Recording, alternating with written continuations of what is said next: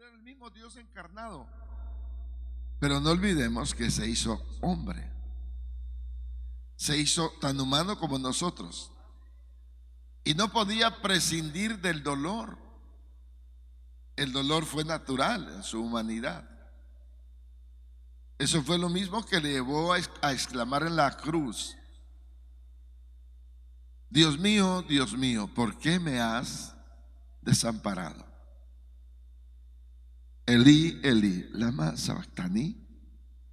¿Por qué me has desamparado, Dios? Porque el dolor era tan humano y tan natural en su físico. Y tengo mucho que contar respecto a eso. Repito, el tiempo me ganaría, pero podemos decir, entre mi familia y yo, hasta aquí nos ayudó Jehová. Hasta aquí nos ayudó Jehová. Y seguiremos agradeciendo sus oraciones. Y otra vez digo, agradezco a ustedes, los que nos están apoyando, comprando esos detalles que mis hijos están produciendo. Y hay gente que nos regala algunas cosas para vender. Y gracias también por esos regalos, por ese apoyo que nos brindan en comprar algunos detalles que hacen llegar a la mano de mis hijas para vender y recabar fondos. Voy a pedirles que estén orando por nosotros. Mi hija tiene cita el día 15, tiene que estar en México para que le entreguen su carnet, y de ahí va a depender ya la fecha para la operación.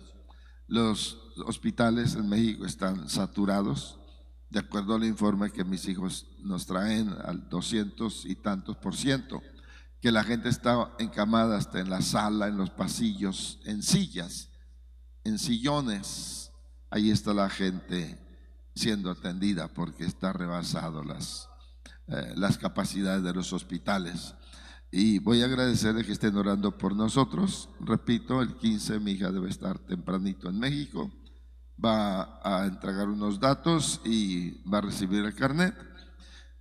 Le habían dicho a Pablo y a Ruth y a Yasmín, que son los que están yendo, que era posible, si había algún espacio, le llamarían antes del 15, pero no ha sido posible, a no ser que de aquí al jueves haya alguna información.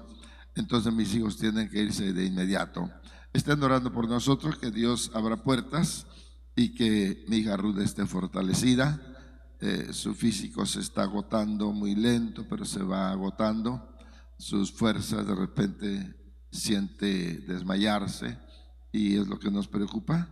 No es posible que un cuerpo viva con traguitos de agüita y caldito y así esté teniendo fuerza. Agradecemos a Dios que le ha fortalecido demasiado y no se ha desvanecido su físico más de lo que está pasando. Entonces, oren por nosotros, hermanos, que Dios ayude a mi hija y a mi esposa, y que Él haga la obra para su gloria y su alabanza. Amén. Amén. Bien, vamos a leer, les dije, Isaías 53. Estén de pie. Todos son bienvenidos. Dios les bendiga. Bienvenidos todos. Amén. Quiero que me hagan favor de leer conmigo. Leamos al unísono todos, por favor. Dice así la palabra, dando la gloria al Padre y al Hijo y al Espíritu Santo. ¿Quién ha creído a nuestro anuncio? ¿Y sobre quién se ha manifestado el brazo de Jehová? Subirá cual renuevo delante de él, y como raíz de tierra seca, no hay parecer en él ni hermosura. Le veremos más inatractivo para que le deseemos. Despreciado y desechado entre los hombres, varón de dolores, experimentado en quebranto, y como que escondimos de él el rostro, fue menospreciado y no lo estimamos. Ciertamente llevó él nuestras enfermedades y sufrió nuestros dolores, y nosotros le tuvimos por azotado, por herido de Dios y abatido. Mas él herido fue por nuestras rebeliones, molido por nuestros pecados. El castigo de nuestra paz fue sobre él, y por su llaga fuimos nosotros curados. Todos nosotros nos descarriamos como ovejas, cada cual se apartó por su camino, mas Jehová cargó en él el pecado de todos nosotros. Angustiado él y afligido, no abrió su boca. Como cordero fue llevado al matadero, y como oveja delante de sus trasquiladores, enmudeció y no abrió su boca. Por cárcel y por juicio fue quitado. Y su generación, ¿quién la contará? Porque fue cortado de la tierra de los vivientes, y por la rebelión de mi pueblo fue herido. Y se dispuso con los impíos su sepultura, mas con los ricos fue en su muerte. Aunque nunca hizo maldad, ni hubo engaño en su boca. Con todo eso, Jehová quiso quebrantarlo, sujetándole a padecimiento.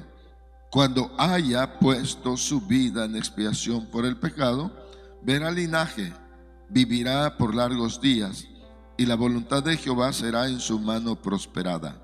Verá el fruto de la aflicción de su alma, y quedará satisfecho. Por su conocimiento justificará mi siervo justo a muchos, y llevará las iniquidades de ellos.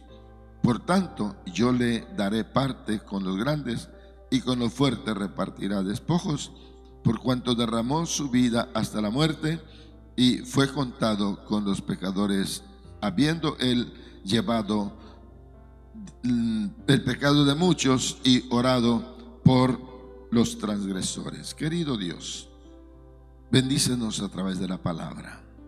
Habla mi corazón, Señor, habla el corazón de tu iglesia. Que seamos bendecidos y edificados para alabanza y gloria de tu nombre. En el nombre de Jesús, gracias Dios. Amén. Siéntense, hermanos. Hablar del nombre de Jesús es hablar de un nombre singular, de una personalidad incomparable en todos los aspectos. De acuerdo a lo que dice el profeta Isaías, tan natural como humano, que sufrió el quebranto como ser humano, pero no se halló en él pecado alguno. Perfecto, con toda la extensión de la palabra. Y vamos entonces a entrar a algunos detalles sobre la anunciación o la predicción de su nacimiento. Dice Isaías 53:6: todos nosotros nos descarriamos como ovejas, cada cual se apartó por su camino, mas Jehová cargó en él el pecado de todos nosotros. No obstante, nuestra condición pecaminosa, merecedora de muerte, merecedora de juicio, a Dios le plació poner sobre Jesucristo todas nuestras iniquidades, y que Él llevara el peso de nuestra maldad sobre sí, y además llevara hasta nuestras enfermedades. El versículo 5 lo describe en sus tres partes de interés para nosotros. ¿Entendido? El versículo 5 dice: mas él herido fue por nuestras rebeliones, molido por nuestros pecados. Eso alude a la maldad de nuestra vida, de la que Él nos vino a libertar. Ciertamente llevó Él nuestras rebeliones y fue molido por nuestros pecados. Es lo primordial, que hayamos alcanzado la gracia de Dios para redención, perdón de nuestros pecados y vida eterna en Cristo Jesús. Y luego añade: el castigo de nuestra paz fue sobre Él. Si en algún momento nosotros pudiéramos alcanzar la paz mediante esfuerzo humano, sería por un sufrimiento, pero sería solo una paz temporaria, una paz efímera. Sin embargo, la paz que Cristo viene a darnos es una paz verdadera. Lo dijo Cristo Jesús mismo en San Juan 14:27, cuando dice: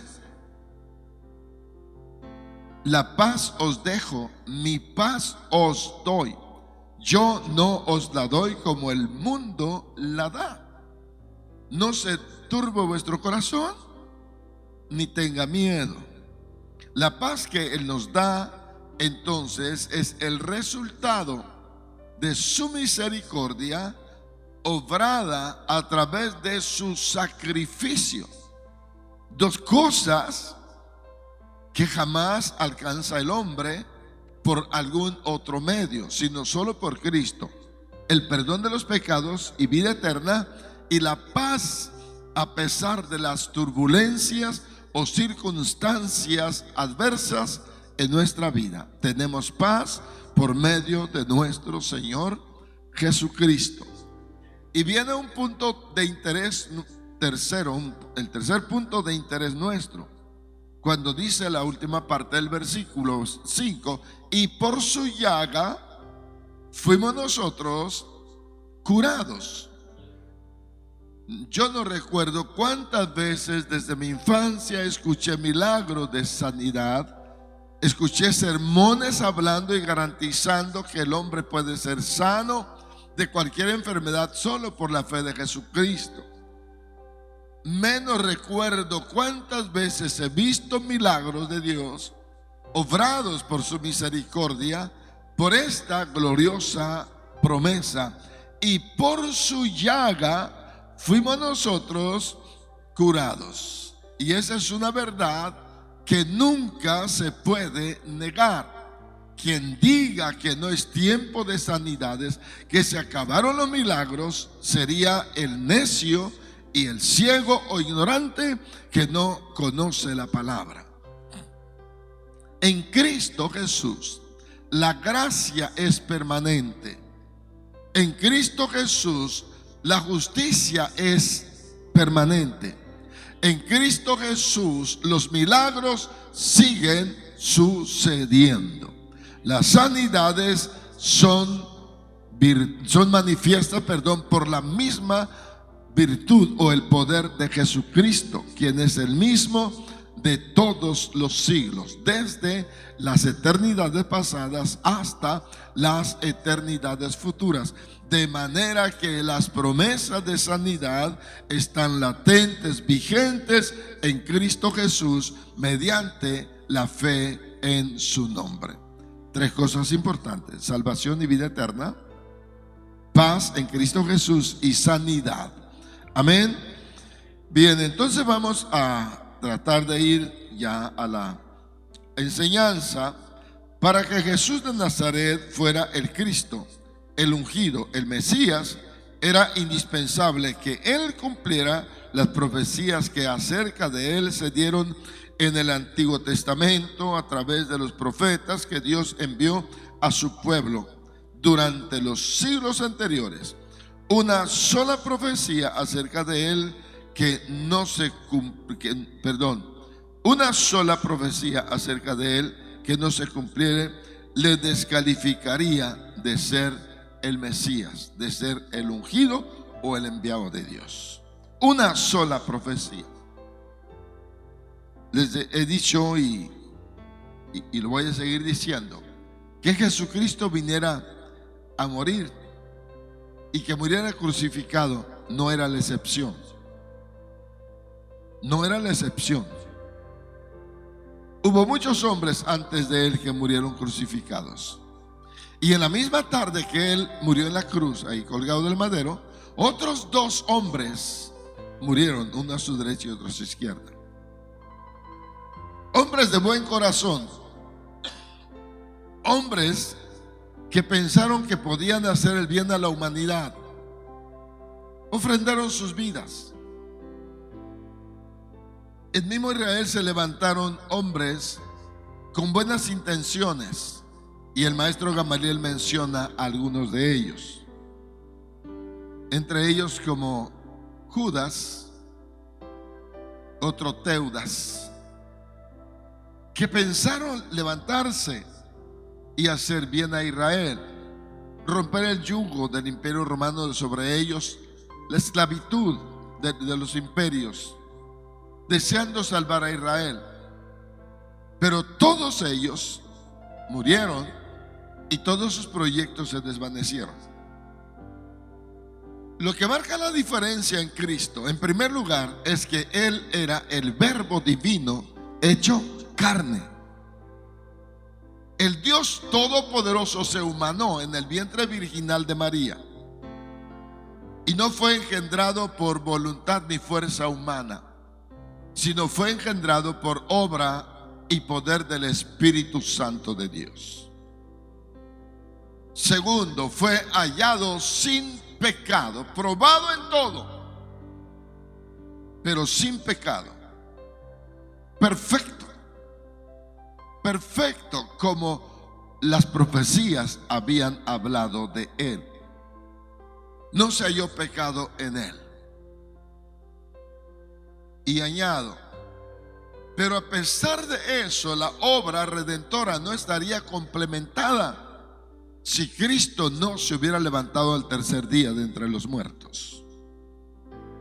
La resurrección de Cristo vino a poner de manifiesto que su muerte de cruz era el total sacrificio para la redención del mundo.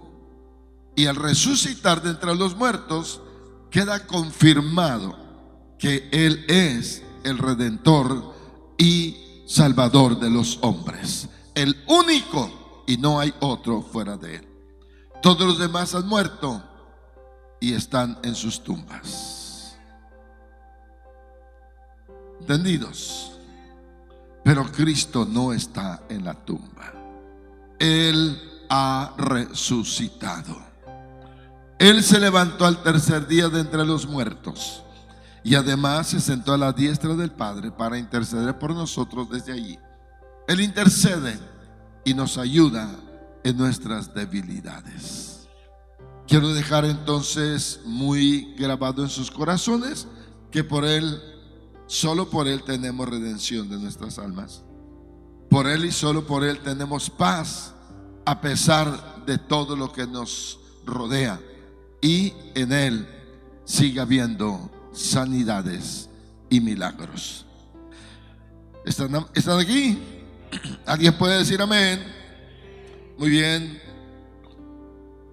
Alguien ha dicho que había entre 250 y 300 profecías del Antiguo Testamento que deberían cumplirse en la vida del que fuera el Mesías. En esta clase solamente mencionaremos unas cuantas a fin de darnos cuenta qué se dijo del Mesías antes que viniera al mundo. ¿Qué se dijo? ¿Quién habló de eso antes que Cristo viniera al mundo? Nos podríamos remontar desde el principio, cuando el hombre cae en pecado. Sin embargo, vamos a ir a la primera parte que vamos a citar. En primer lugar, el profeta se profetizó que habría un mensajero que anunciaría su llegada. Malaquías 3:1 dice: He aquí yo envío mi mensajero, el cual preparará el camino delante de mí. Este mensajero fue Juan el Bautista. Jesucristo, hablando de Juan el Bautista, dice: porque este es de quien está escrito: He aquí yo envío mi mensajero delante de tu faz, el cual preparará tu camino delante de ti. Mateo 11:10. Juan fue predicho por el profeta Malaquías que vendría por delante de Jesús para preparar el camino. Juan mismo dijo: yo soy la voz que clama en el desierto. Yo soy el enviado, en otra palabra, para allanar lo áspero, que lo alto sea bajado y lo torcido se enderece. Vengo a preparar calzada para el Mesías. para el enviado. Esa palabra fue dicha por el profeta Malaquías. Me gustaría, voy a hacer aquí un paréntesis, me gustaría que su participación sea oportuna y me haga favor de levantar su dedito si hay alguna pregunta. No se vaya a quedar con las dudas de algo, con dudas de algo. Mejor levante su manita y ayúdeme de esa manera. Amén. Vamos al siguiente. Cuando nosotros vemos a Jesucristo a través de las Escrituras manifestándose al pueblo de Israel, dice que llegó al río Jordán para ser bautizado por Juan. Y me encanta cómo Juan lo escribe o lo narra en el capítulo 1, en el versículo 29, cuando dice el apóstol San Juan que cuando Juan el Bautista vio a Jesús que venía, él dijo de Jesús: he aquí el Cordero de Dios que quita, que borra el pecado del mundo. ¿Alguien quiere leer Juan 1:29, por favor? No quiero omitir alguna palabra, quiero estar diciéndolo como es completo el texto. A lo mejor me faltó alguna palabra por ahí. Y al siguiente día vio Juan a Jesús. A ver, por favor, léalo. Capítulo 1, versículos 28 y 29. ¿Quién lo tiene? Fuerte, hermana Carlita.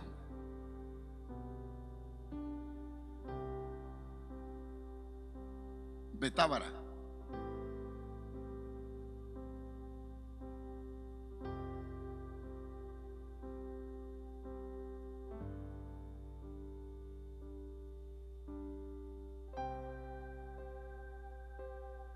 Ok, la versión dice que borra el pecado del mundo, versión 9. Bien, entonces, ahí, estando Juan en Betábara, dio testimonio. Ahora, ¿por qué Juan da testimonio de Jesús? Porque él viene adelantado a Jesús para cumplir el propósito de predicar el acercamiento del reino y que el corazón de Israel se volviera a Dios. Que el corazón, un detalle muy importante que menciona Malaquías, que el corazón de los padres se vuelva a los hijos y el corazón de los hijos se vuelva hacia los padres. Era una de las palabras que traía Juan para cumplir durante su ministerio, preparar el camino de la fe o el corazón de Israel para la llegada del reino de Dios a través de Jesucristo. Voy a pedir, me gusta que pasen a participar, ya saben, pero como son muchos, yo decía, a lo mejor voy a pasar a muchos, pero voy a llamar a algunos que me ayuden por favor a leer. Y vamos a empezar con una hermana. Vamos a pedir a la hermana Rebeca que pase y nos lea el punto 2, Rebequita. Y quiero que te lleven preguntas. Aquí hay, préstenle una revista. Por allí estaba una. ¿De quién era? Ven, Rebequita. Y me gusta que ella pase porque ella es una teóloga una destacada egresada del instituto. Sí. El punto 2. Se profetizó que su nacimiento sería especial, pues nacería de una virgen. En Isaías 7:14 dice: por tanto, el Señor mismo os dará señal. He aquí la virgen concebirá y dará a luz un hijo, y llamará su nombre Emmanuel. Cuando el ángel Gabriel se presentó en la ciudad de Nazaret y le anunció a la joven María que ella ha sido elegida para traer al mundo al Salvador, ella exclamó: ¿cómo será esto? Pues no conozco varón. Lucas 1:34. Luego el ángel le explica que será engrandecido del Espíritu Santo y engendrado del Espíritu Santo, y la joven María se pone a las órdenes de Dios. Amén. A ver, ¿qué le van a preguntar, hermana Rebeca? Ella está esperando que le pregunten algo. Nada. Nada. Escápate.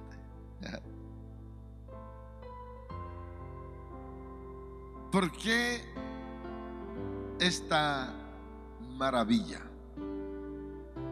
Debía haber un testimonio de lo que iba a suceder, que no hubiera intervención de un hombre. Dios desciende y toma a una mujer, a una señorita que no conocía varón. Pero además la Biblia, cuando leemos el Evangelio de Mateo, dice que era una mujer temerosa de Dios y era piadosa además. Temerosa de Dios y era piadosa.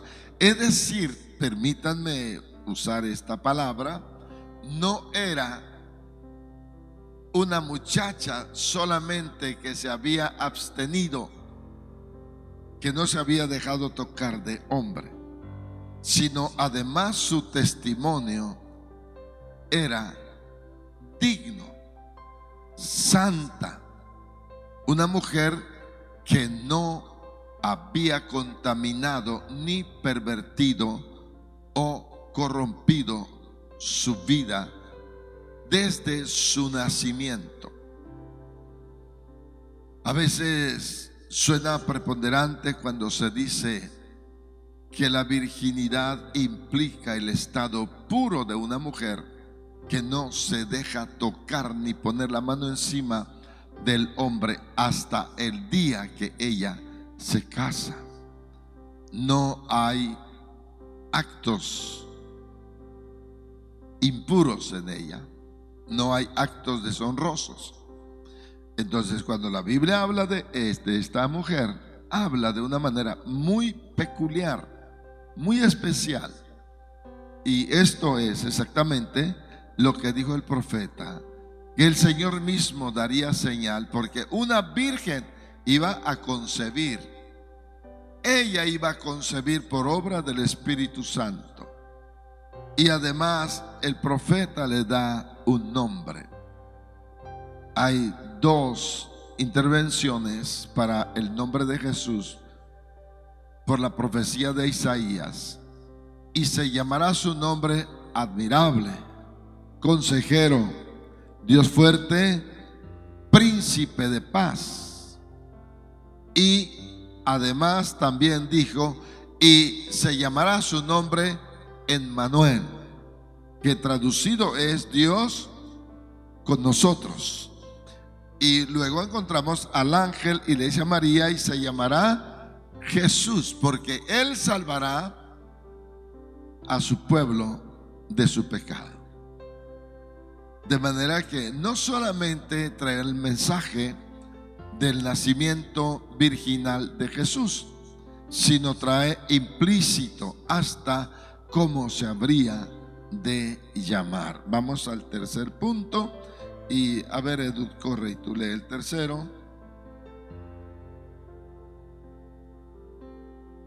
Decimos gloria a Dios. A mí ni me quieran preguntar, Tercero, estaba profetizado que nacería en la aldea de Belén.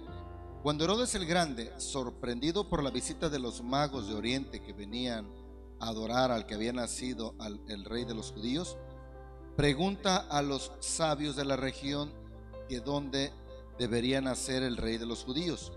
Ellos le dijeron las palabras del profeta Miqueas: pero tú, Belén Efrata, pequeña para estar en las familias de Judá, de ti me saldrá el que será Señor en Israel, y sus salidas son desde el principio, desde los días de la eternidad. María había vivido toda su vida en Nazaret. Su embarazo fue muy normal. Pero a los pocos días antes de nacer su bebé, hubo una orden del gobierno romano que incomodó mucho a María, pues ella y todos los descendientes de David tendrían que viajar a Belén para ser empadronados. María, así como José, eran descendientes del rey David. Los dos eran judíos. Sí. Empadronar era, se han hecho México como si fueran los censos, donde queda asentado un registro de dónde es, dónde nació, a qué se dedica, hacia toda esa información, empadronarse. Entonces ir a ese punto y dar toda la información que se requería. Cuando leemos los 4 evangelios, ahorita terminé de leer Hebreos, y Hebreos uno se lo lee en una hora y media, y cuando leemos los 4 evangelios así, nos damos cuenta de estos detallitos así. ¿Por qué Jesús de Nazaret? ¿Por qué Nazareno? ¿Por qué de Egipto llamé a mi hijo? ¿Por qué Galileo? Entonces son cositas así que a veces uno no entiende, pero como estaba en la profecía escrito, se tenía que hacer un ajuste en la ley para que se cumpliera eso. ¿Sí me explico? La ley se va cambiando para el cumplimiento de la palabra. Aguas. Termino. Okay. Bien, hoy nos dejan un papelito ahí en la fachada de la casa o en la puerta que dice censado. Eso es un padrón. Es un padrón. Solamente que en los tiempos de Jesús no había un archivo con la tecnología de hoy. Pero al Imperio Romano, al emperador le importaba saber cuántos había de cada localidad. Y para que la palabra se cumpliera, entonces Jesús iba a nacer en Belén de Judea, Belén Efrata. ¿Por qué la misma ciudad tiene 2 nombres en la Biblia? Yo esperaba esa pregunta, pero se ve que algunos no han leído la Biblia, o si ya lo leyeron se les olvida ese detalle. Belén Efrata, porque estaba en una ubicación, en su ubicación era la misma ciudad que desde antes se llamaba Efrata. Efrata. Y sí, Efrata y después nada más Belén. Por eso lleva Belén Efrata, pero está en el territorio que le tocó la heredad a Judá. Por eso es Belén de Judea. Ándele pues, como Pungarabato. Y a mí no me gusta nada que le digan Pungarabato, ¿verdad? Luego Pungarabato es su origen, así se llamaba Pungarabato. Y luego fue dedicado al licenciado Ignacio Manuel Altamirano. ¿Entendidos? Entonces así pasa con Belén Efrata. Belén Efrata, Kiriat Arba, después Hebrón. Sí, fueron cambiando los nombres de las ciudades por la conquista misma del pueblo de Israel. Muchas de las ciudades fueron cambiando sus nombres. Bien, ¿algún otro comentario o pregunta que tengan? ¿No hay preguntas? Vamos a pedir ahora ¿a quién? A Alfredito. Corre Alfredo y lee el punto 4.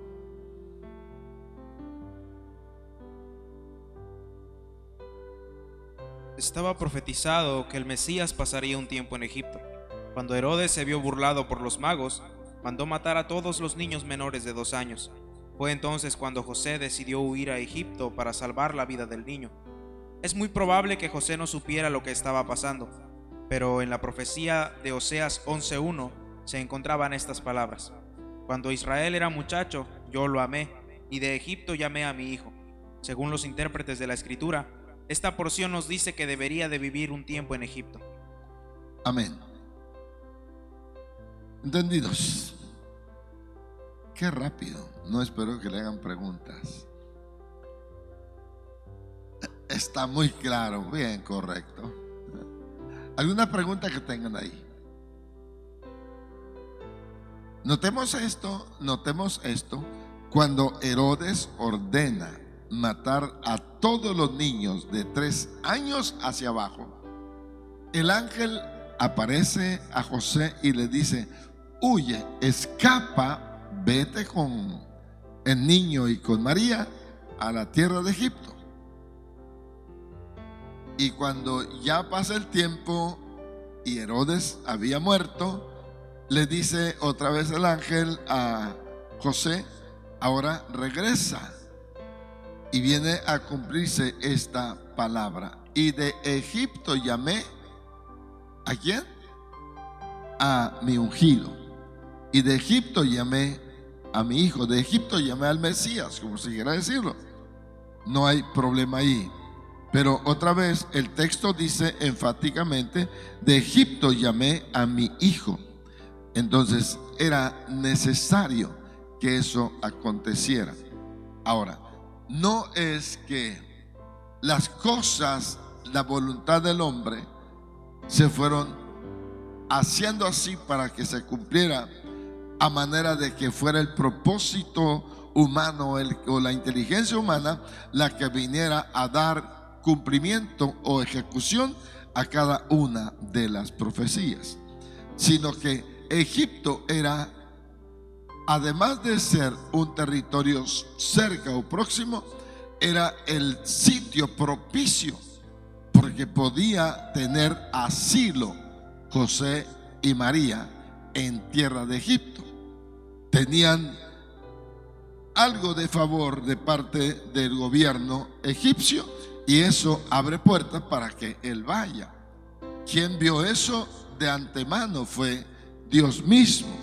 Cuando mi hijo esté en esta necesidad, habrá un lugar propicio en Egipto para que él tenga asilo, tenga refugio allí, hasta que el tiempo se cumpla y yo lo llame que regrese de Egipto a su propia tierra. Y se cumple la palabra: he aquí que de Egipto llamé a mi hijo.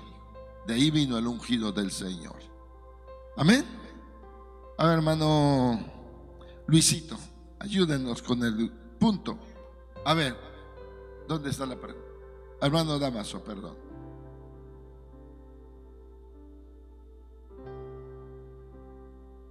Sí.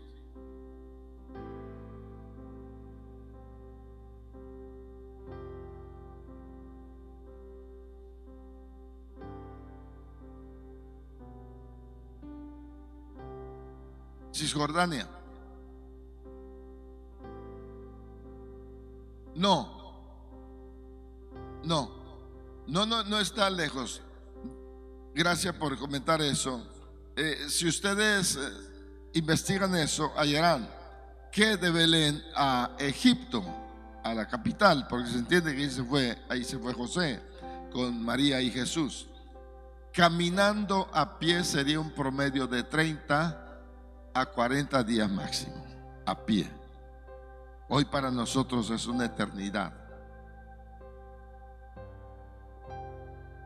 Sí, a pie. Sí, ¿saben cuánto caminó Moisés desde la casa de su suegro Jetro con las borregas hasta Monte Oreb? Fueron semanas. Se me escapa, no se me queda todo, pero sé cuántos kilómetros de distancia hay de la tierra de Madián, donde estaba Jetro, hasta al pie de Oreb, monte de Dios, donde la zarza ardía. Son semanas. Voy a platicarles algo que eso se vivió en mi propia familia. Cuando los españoles fueron derrocados en México y fueron expulsados de México. Nosotros somos descendientes de un sefardí, de un judío sefardí, y él huyó y su esposa se quedó con 10 hijos varones. Los grandes los dejó en la hacienda en Toluca y se vino, y mi tatarabuelo creció, en el Salitre, y otros 2 más los casó, les dejó algunos bienes, se fue a Guayameo. A lo que voy, papá nos contaba que hasta los años, la década de los 90s, hay un terremoto arriba, ¿verdad?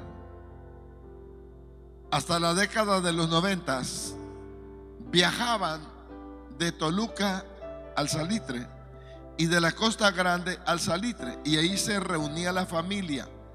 ¿Saben cuánto caminaban de a pie? 15 días con la familia, 15 días para llegar de Toluca al Salitre, y 15 días para llegar de la Costa Grande al Salitre. De manera que si querían caminar mis antepasados desde Toluca hasta Costa Grande, tenían que hacer una travesía de 30 hasta 33 días, según lo que trajeran. Y como el Salitre era el punto intermedio, entonces ahí llegaban. Cuando yo investigo en la Biblia las distancias que hay desde Monte Oreb hasta Madián, donde se supone que estaba la casa del suegro de Moisés, a mí me impresiona todo eso. Y lo que comenta el hermano es interesante. Cuando dice que huyó a Egipto, no fue un viaje de horas ni de 2-3 días. Se habla un mínimo de 30 días, de 25 a 30 días. Yo conté los pasos que uno puede dar en una hora en terreno plano. ¿Qué les parece? ¿Les digo cuántos pasos? 12,000 pasos. Ese era mi paso. 12,000 pasos. Y después lo medí con el velocímetro. Eran 10 kilómetros en una hora. Pero eso es un hombre solo, caminando solo, y que sepa caminar, no que se desespere y nada más patee el suelo y al rato vaya respirando grueso. Y como en aquel tiempo no había transportes distintos, entonces era a pie. ¿Está aquí conmigo? Así que la señora María con don José se aventaron una travesía larga, y de regreso igual. ¿Perdón? Pobre burrito, ¿verdad? Adelante, hermano. Ya no hay más comentarios o preguntas, ¿verdad? Adelante, hermano Luis. Dios les bendiga, hermanos. Amén. Se estaba profetizado que ministraría en Galilea. El profeta Isaías, en el capítulo 9, del 1 al 2, profetizó que el Mesías estaría ministrando en Zabulón y Neftalí, a lo cual llamaba Galilea de los gentiles. Mateo, al hacer la narración de la vida ministerial de Jesús, nos dice en el capítulo 4, del 12 al 16, cuando Jesús oyó que Juan estaba preso, volvió a Galilea, y dejando a Nazaret, vino y habitó en Capernaum, ciudad marítima en la región de Zabulón y Neftalí, para que se cumpliese lo dicho por el profeta Isaías cuando dijo: tierra de Zabulón y tierra de Neftalí, camino del mar, al otro lado del Jordán, Galilea de los gentiles. El pueblo asentado en tinieblas vio gran luz, y a los asentados en región de sombra de muerte, luz le resplandeció. Amén. Otra palabra más que se cumple. Amén. No hay pregunta para Luisito, ¿verdad? Dice hermano Luisito, no hay ninguna. Gracias, hermano Luisito. Amén. Bien. Vamos rápido porque el tiempo se nos está yendo y no tenemos mucho espacio y nos faltan, apenas estamos amitanando. Dentro entonces de este margen profético, no fue coincidencia, ni fue una ocurrencia, ni apostólica, ni por el maestro de Galilea. Fue una palabra que desde antes ya el profeta Isaías había anunciado que él llegaría hasta Galilea de los gentiles y que daría testimonio del reino de Dios, y los que estaban asentados en sombras de muerte les resplandecería la luz de la vida a ellos también. Entonces, importante es ver esto, cómo está incluido en su ruta de ministerio. Estaría ahí la tierra de Benjamín y de Zabulón. La tierra de Zabulón. Llegamos a la tierra de Zabulón y ahorita se va a acordar Edu de algo. Dijo el guía, vengan, y nos llevó a beber un agua bien deliciosa. ¿Te acuerdas, Edu? Y dijo, aquí era la heredad de Zabulón, donde está un vedero de agua que brota, un manantial de agua muy bonito que forma parte del caudaloso río Jordán. Me sentía muy bendecido cuando miraba yo esto, esa tierra bendecida, próspera, con mucha abundancia o con abundancia de agua, y nos dicen, este es el territorio de Zabulón según la Biblia. Y acordarme que por ahí pasó el Rey de Reyes y Señor de Señores. Amén. ¿No hay preguntas ni comentarios? ¿No? Ahora, ¿a quién ponemos al frente para el número 6? Corre, Carlita. Se le olvidó, pero aquí te están prestando uno, Carlita. Ya está ahí haciendo señas, Arana. Aquí está. Necesito pila nueva, amigo, aquí.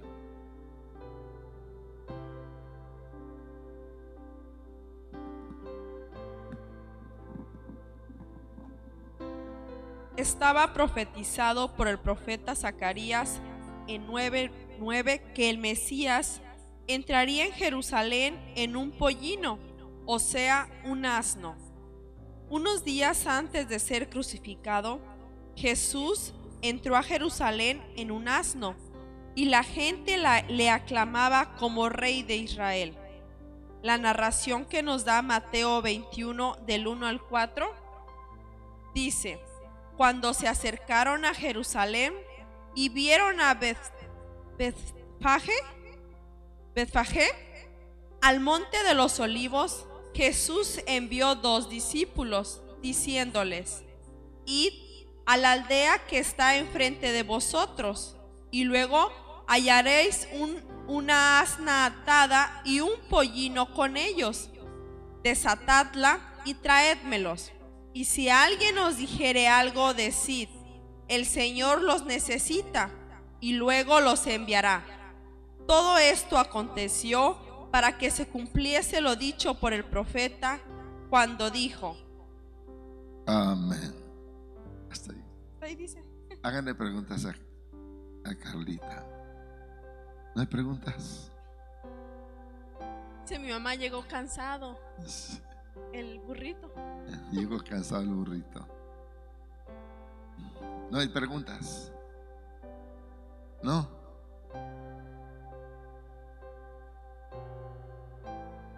A ver, hermanos, pregunten.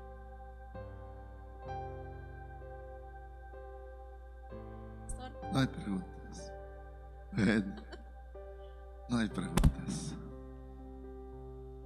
¿Algún comentario que tengan ahí al respecto? Hablen, hermanos. Bien dijo hace rato Alfredito, está bien claro, dijo. Está bien claro. Claro. ¿Les hago una pregunta? ¿Por qué no preguntan?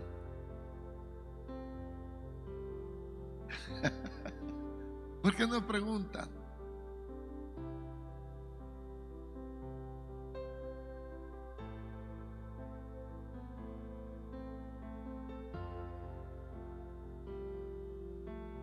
Sí. A ver.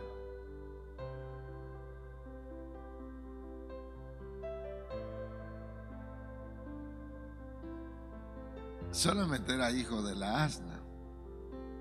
No dice la edad, no, pero se entiende que no era un animal tiernito, sino y aguantaba la carga, por eso es que Jesús montó al animal. La hermana dice que esto hablaba de humildad, esto hablaba de su pobreza. De acuerdo a la palabra, él no tuvo donde reclinar su sien. No poseyó bienes. ¿Sí me explico? Él no dispuso de un camello para entrar a Jerusalén, como era dicho por la palabra profética. Hoy la gente poderosa llega con guardias, con seguridad, y no, los poderosos de la tierra, sí, algunos sí con guardia. Sí, hay muchos que andan así. Cuando llegamos a Centroamérica, por eso casi no nos querían recibir. Me prohibieron, dijeron en Centroamérica, no queremos que diga que es apóstol. No, a mí llámenme lavabaños, le digo. Llámeme barrendero, llámeme gato, llámeme siervo, como guste. No me incomoda nada de eso. Una de las cosas que uno tiene que aprender siempre es que uno no es importante. Uno no es importante. Escuche bien. El grande es el Señor Jesucristo. Y si el grande, el todopoderoso, caminó al lomo de un burrito, ¿quiénes somos nosotros para merecer más honra? ¿Quiénes? Nadie. Yo si acaso pudiera ser el burro.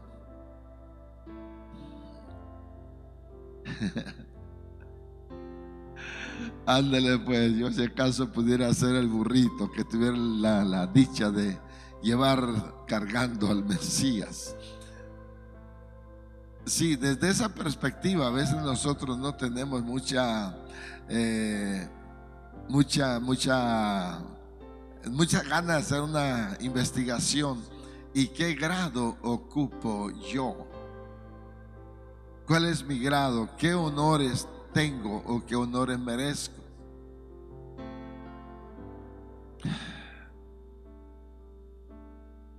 Ándale pues. Entonces aquí en la tierra, dijo en una ocasión uno de mis líderes, somos los uperetes. Y a alguien se le ocurre preguntar, hermano Díaz, ¿y qué es uperete? Y dijo, gato, chamaco. Gato. Qué bendición de Dios. Jerusalén vio entrar a su rey, humilde y cabalgando en un pollino, hijo de animal de carga, dijo el profeta. Así lo vas a ver entrar. Y los judíos tenían esa señal y la vieron cumplida. Y cuando entró, ellos se encelaron y le dijeron a Jesús, manda que se callen esos muchachos, hacen mucho ruido. Porque la gente gritaba, Hosana, Hosana al Hijo de David. Bendito el que viene en el nombre del Señor, Hosana. Y Jesús dijo, si ellos callaren, las piedras hablarán. Qué tremendo el poder de Dios. Entonces se vio el cumplimiento de esa palabra al pie de la letra, punto por punto, como estaba dicho, y a Dios la gloria por todo ello. Amén. Ahora, ¿a quién más ponemos aquí? A la hermana Urbanita. Va a decir Urbanita, hermano, no sé leer, ni ve, ni oye, ni habla. Sí ve, entonces sí ve. Gloria a Dios, Urbanita. Amén. ¿Qué les parece? Va a venir hermana Sarita y va a leer el punto número 7. Corre, Sarita. Ya lo estabas esperando con ganas, Sarita. Dios les bendiga. Estaba profetizado que sería vendido por 30 piezas de plata. El profeta Zacarías escribió lo siguiente en el capítulo 11, del 12 al 13, y les dije: si os parece bien, dame mi salario, y si no, dejadlo. Y pesaron por mi salario 30 piezas de plata, y me dijo Jehová: echadlo al tesoro, hermoso precio con que me han apreciado. Mateo, al escribir esta parte de la vida de nuestro Salvador, en Mateo 26, 14 al 16, nos dice lo siguiente: entonces uno de los 12, que se llamaba Judas Iscariote, fue a los principales sacerdotes y les dijo: ¿qué me queréis dar? Y yo os lo entregaré. Y ellos le asignaron 30 piezas de plata, y desde entonces buscaba oportunidad para entregarle. Amén. Preguntas, pregúntenle a Sarita. A ver. Aleluya. A ver, Sarita.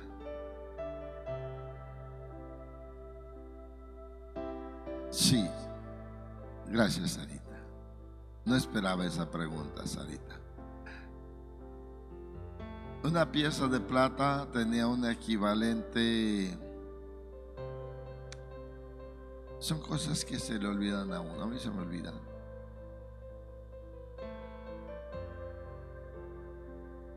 ¿Perdón?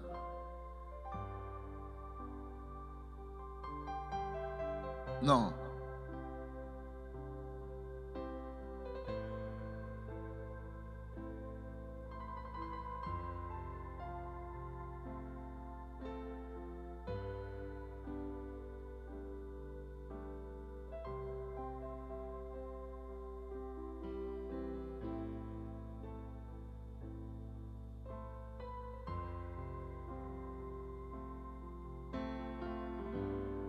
Ajá.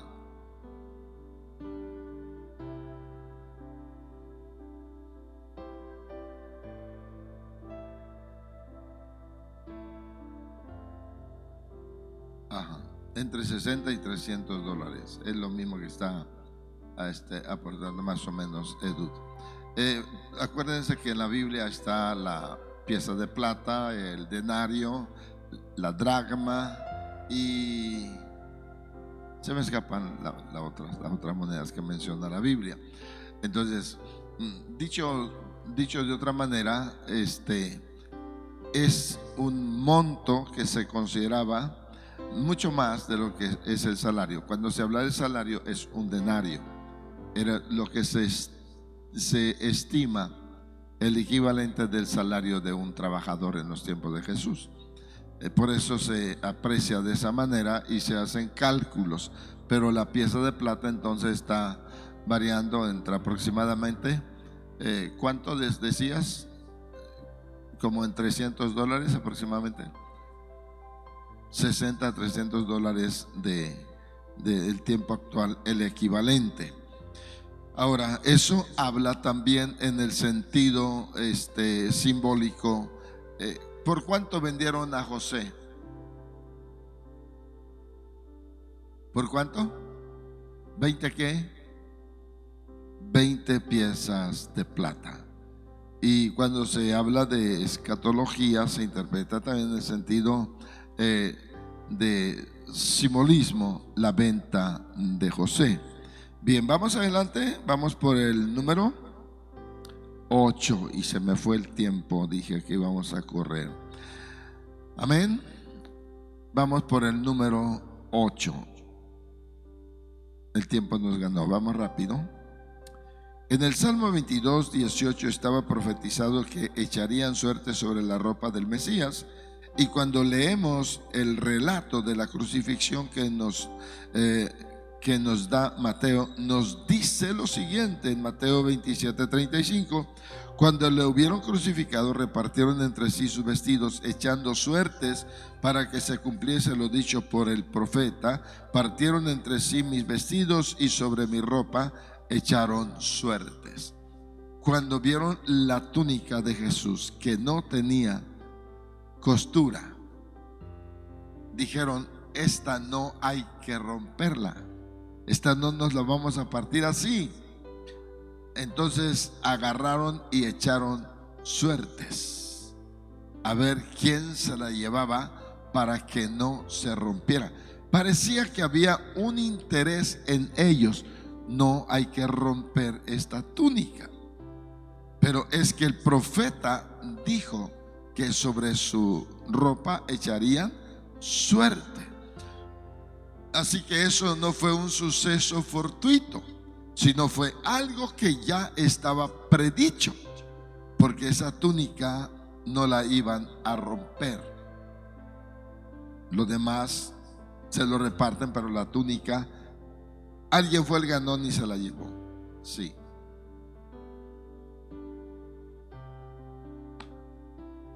La Biblia no dice nada de eso. Sí. Claro, se ha dicho que no tenía costuras, no tenía cortes. Sí. ¿Cómo se hizo? Es la pregunta de Adán. No podemos contestar eso porque la Biblia no nos da ninguna enseñanza a ese respecto. Terminamos con esto. Estaba profetizado que sería sepultado entre los ricos. En Isaías 53:9 dice: y se dispuso con los impíos su sepultura, mas con los ricos fue en su muerte. Fue considerado por los romanos como un criminal y su destino era un sepulcro común.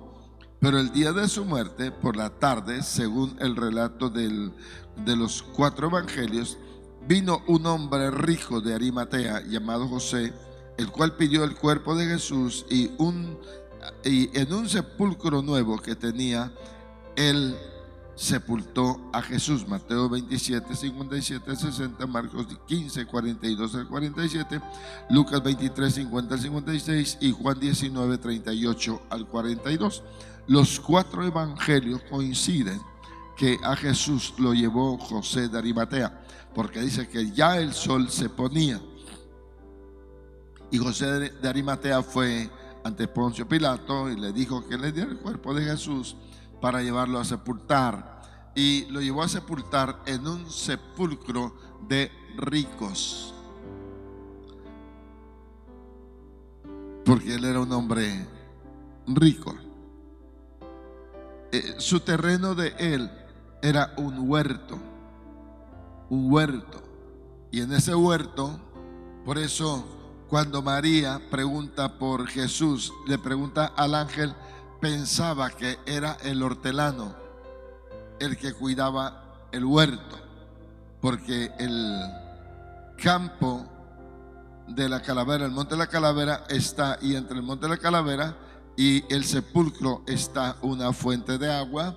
Todavía existe esa fuente de agua y está un huerto, y al otro lado del huerto está el sepulcro, está cavado, está en una roca,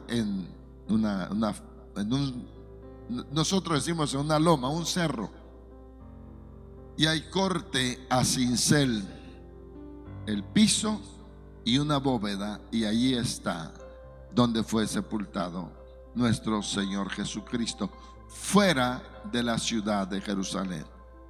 Al otro lado del torrente de Cedrón está el huerto que era de José de Arimatea. repito, entre el monte de la calavera, entre lo que nosotros llamamos el Calvario y el sepulcro, está el huerto y está una fuente.